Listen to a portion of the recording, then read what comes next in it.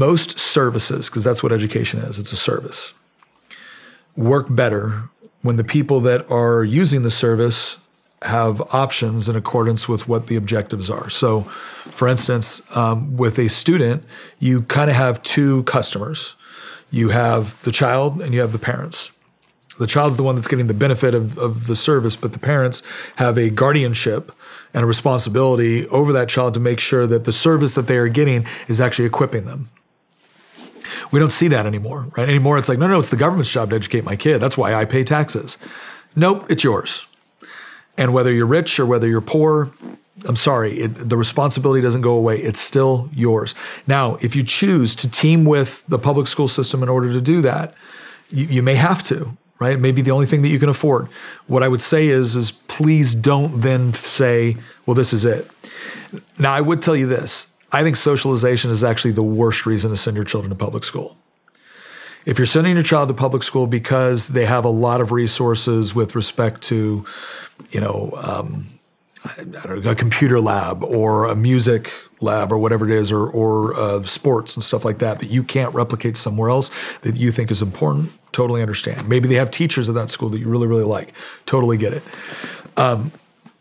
Whenever my wife always got asked the question about socialization, she'd always look at someone and she goes, have you ever had a puppy? Yeah. Did you train and socialize your puppy by keeping it exclusively with other puppies? No. Yeah. She goes, the public school model does not replicate real life.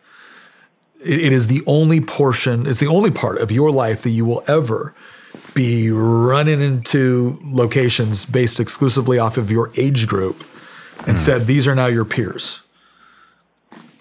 In that class of 25 kids, you'll have some kids that are reading this percentile, sometimes that are reading this. You'll have some with mental health issues. You'll have some with learning disabilities. You have all this stuff in this one class. Those are your peers. Why? Well, because age-wise and geographically, they live closest to the building. That doesn't make sense. Well, what are their objectives for education? Well, it doesn't matter because the state's already decided that these are their objectives for education. So here's all I would say.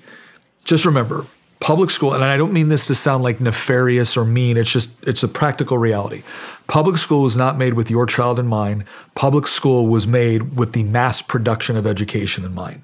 So you're going to get a mass-produced product. When it comes to, okay, so what's the alternative to that? I mean, you can dream up 1,000 different ones. You just came up with, or you guys have just been talking about one that makes an incredible amount of sense.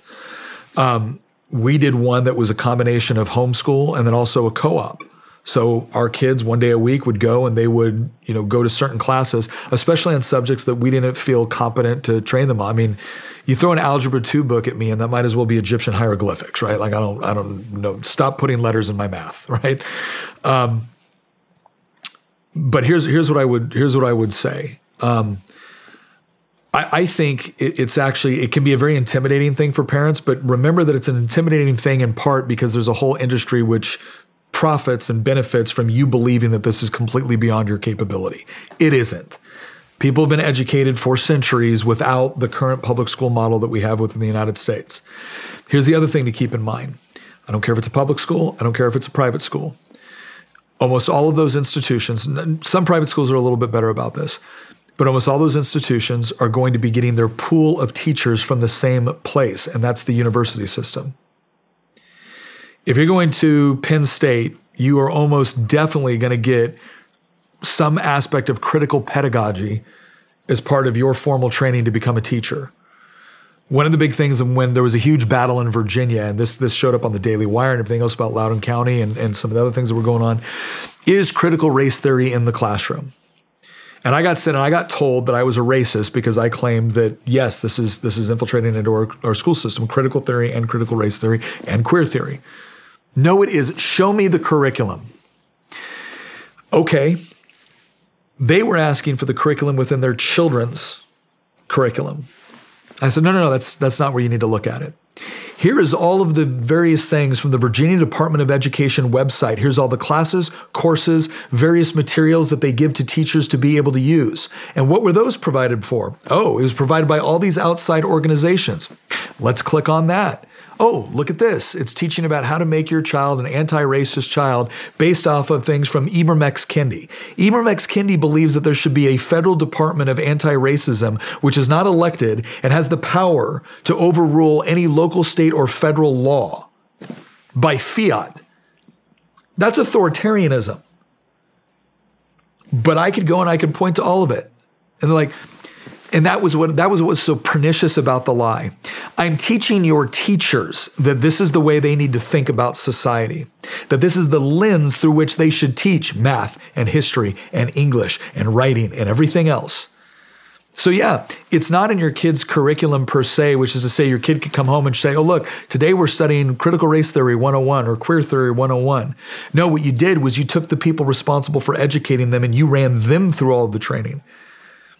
I said, so let me give you an example. And I said this to my colleagues on the floor. I said, let's say we came up with something similar. And we said that now as a condition of getting your teacher's license in the Commonwealth of Virginia, you have to go through a bunch of training taught by the Catholic Church, right?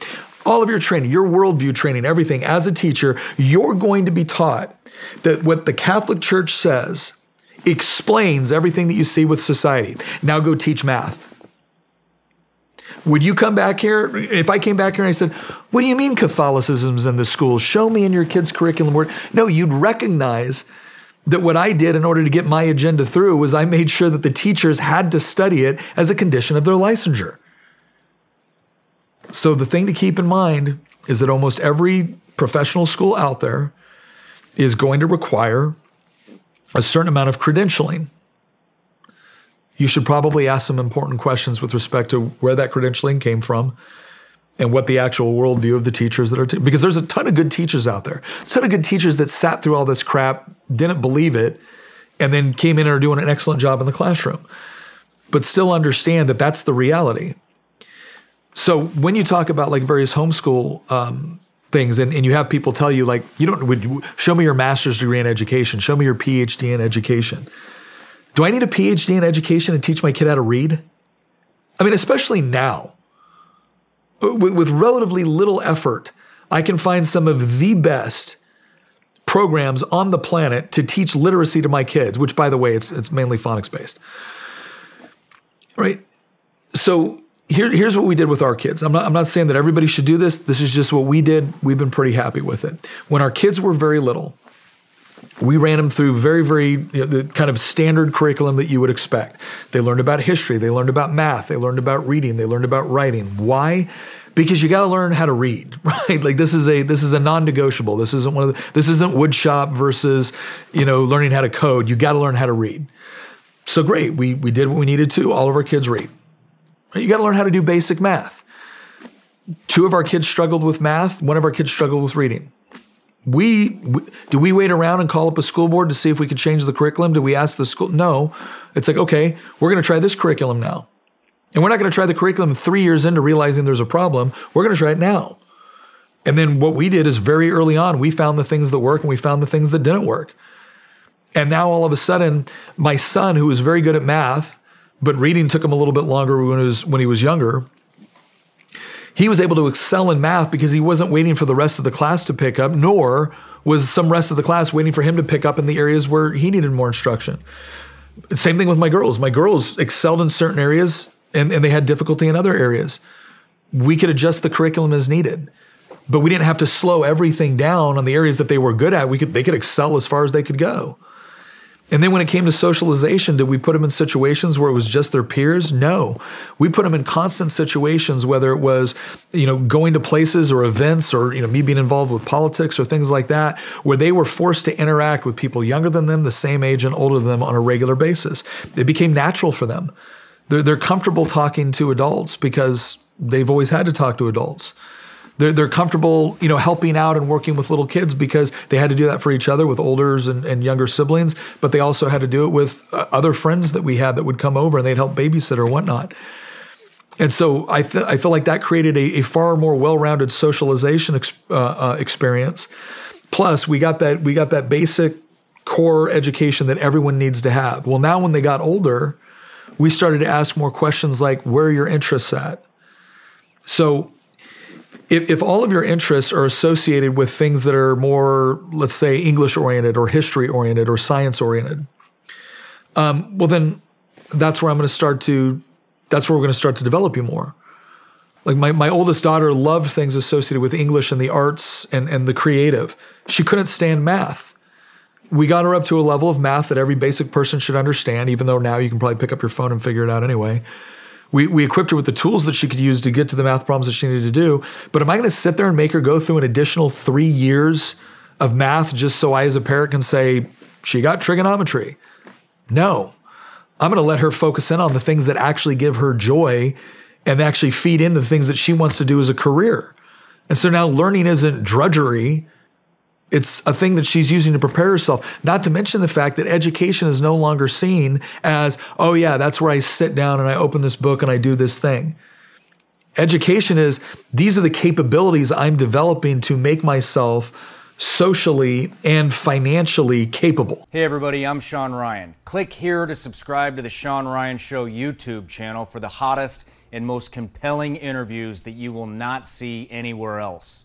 I've also made a playlist of all the previous SRS episodes so they're easy to find. You can find that right here.